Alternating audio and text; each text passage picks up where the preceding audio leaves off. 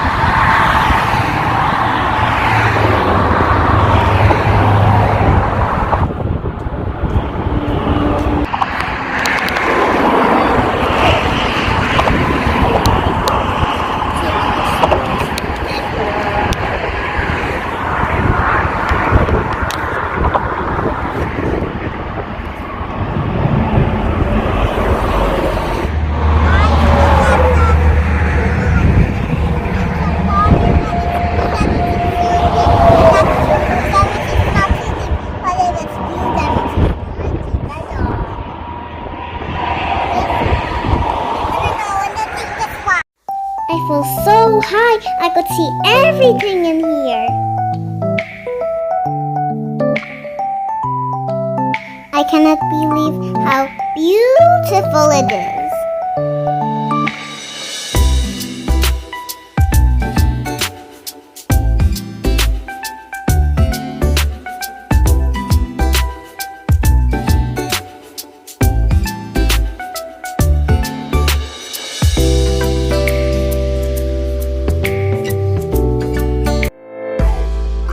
I cannot wait to see the Hoover Dam up close.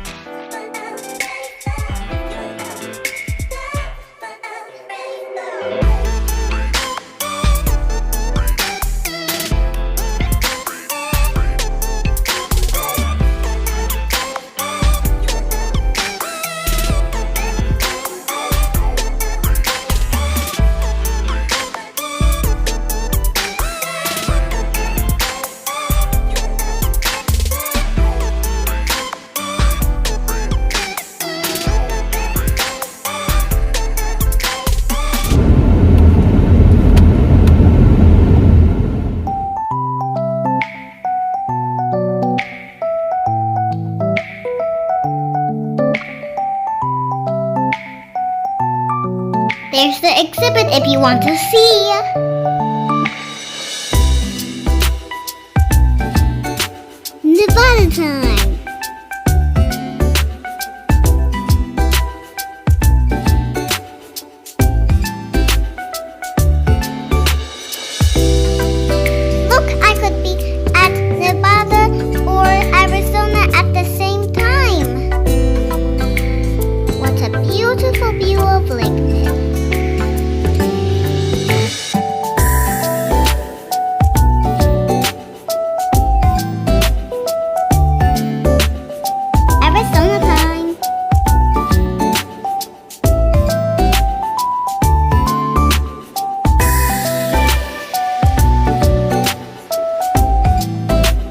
so windy in here, guys. I'm ready for the tour.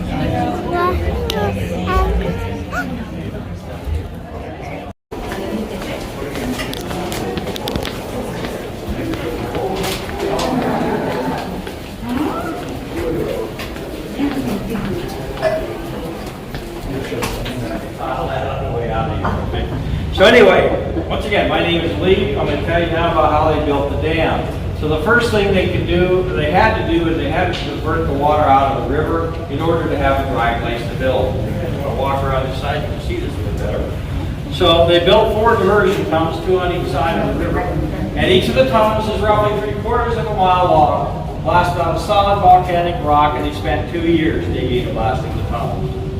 When they were done, the next step in the process was to go ahead and build something called a cofferdam. This is a 100-foot tall dam made out of rock and dirt. And the purpose of the dam is once it blocked the river started to rise behind it. Eventually that water flowed into the tunnels and through the mountain and back out to the river. A lower cofferdam was also built. This was placed here to prevent this water from backing up into the construction site. Eventually that lower cofferdam was removed. The upper cofferdam is still at the bottom of the lake, and they left it that to catch all the silt coming down the river. With the 2 cofferdams in place, they can start building the dam itself. Hoover Dam, built out of solid concrete. You saw in the movie, all the concrete was delivered in buckets.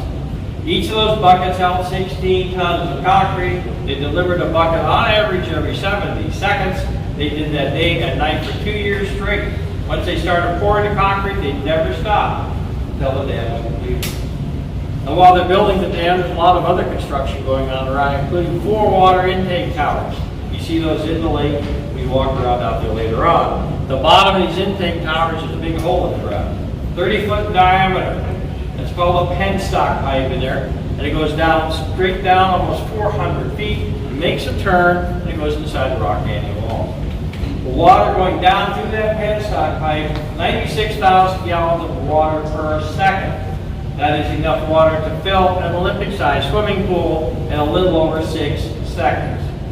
Water comes down the large penstock pipe and will branch off into a group of smaller ones. The base of each of these is something called a turbine. Water comes down that small penstock pipe, spins the turbine, water goes back out into the river, ends up in Southern California somewhere. Each of those turbines is attached to a generator. So as the turbine spins, it spins the generator spins, it's going to generate electricity. We'll talk about that at the next stop. Now, you want to know where you're located. Everybody always wants to know where they're at, right? You came down 537 plus feet now in that elevator. You're inside one of the original water diversion tunnels, running the Nevada side on the lower tunnel. And at one time, this was all over the water. None of this stuff existed. They just had water all the way to the ceiling almost. And that started in 1931, 1933. They were starting to build the lake itself, and to do that, they had to block off all the tunnels. So after 1933, they blocked the tunnels, and that's when all this stuff got added. Okay? So this is the infrastructure here now. If you look out the window on that side, look straight down, it's kind of hard to see, but you will see the penstock pipe in this diversion tunnel. Okay? So, that's where we're at now. When we leave here, we're going to get back on the elevators. It's going to be a short ride. We'll end up walking down a long walkway. We'll end up in a balcony right here, overlooking 8 generators from the Nevada side of the Hoover Dam power plant. We have 9 more generators over here in Arizona.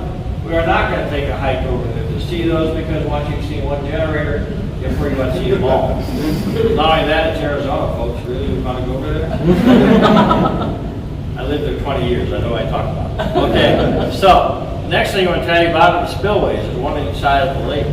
Now, the dam is not designed to have water flow over the top of it. So what happens? The spillways are 25 feet below the top of the dam. If the lake ever gets up that high, water flows into the spillway, down the spillway tunnel, and back out into the river.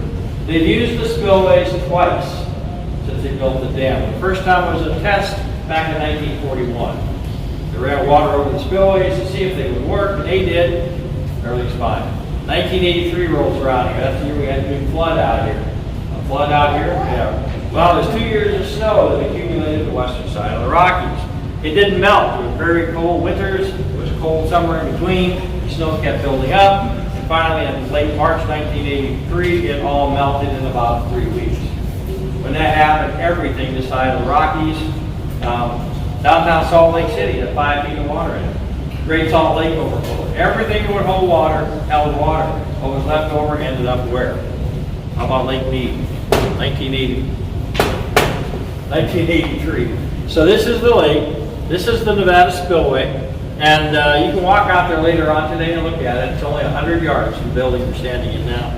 And the volume of water going over the top of that thing right now equals what flows over Niagara Falls. The same thing's happening on the Arizona side. I have a photo back over here. All that water went over those 2 spillways for 62 days straight. Right here is the top of the dam. Doesn't look like much. You're on the lake side of it right here. But go out there later on and stand on the roadway on top of the dam on the lake side, and you got a wall, concrete wall about this high, and that's there to keep you from falling into the lake, right? So the top of that wall to the surface of the lake back in 1983 was only 6 feet. 6 feet comes up to about here on Mead, where you guys are standing down. That's how high the lake was. It's also the height of that white line you see go around the lake. So the top of that white line down to the surface of the lake today is 164.5 feet. We're losing 1 foot of water on Lake Mead every week right now. And it's continuing to go down and down and down. We have about 45... Wow, this pipe is huge. That's the water? No. That's water. This water.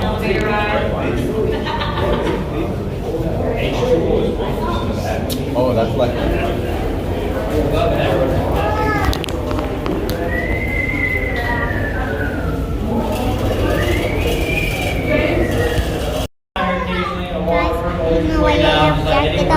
So cold and it's pretty cold and outside it's so hot. 7 states, federal government, Mexico.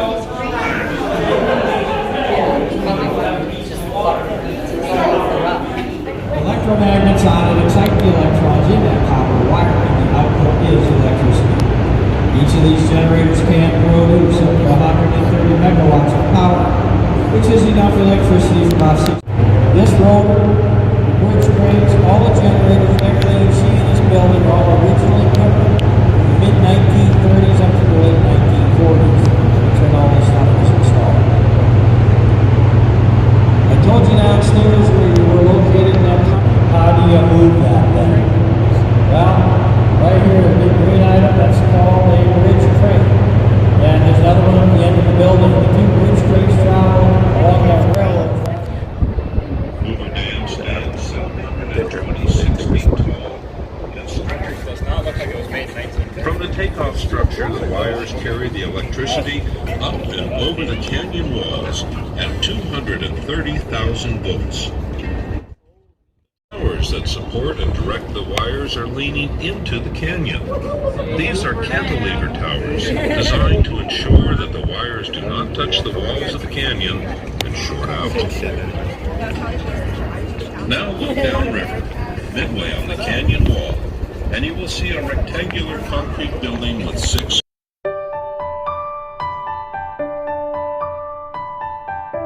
Ooh, that's the bridge that I went to.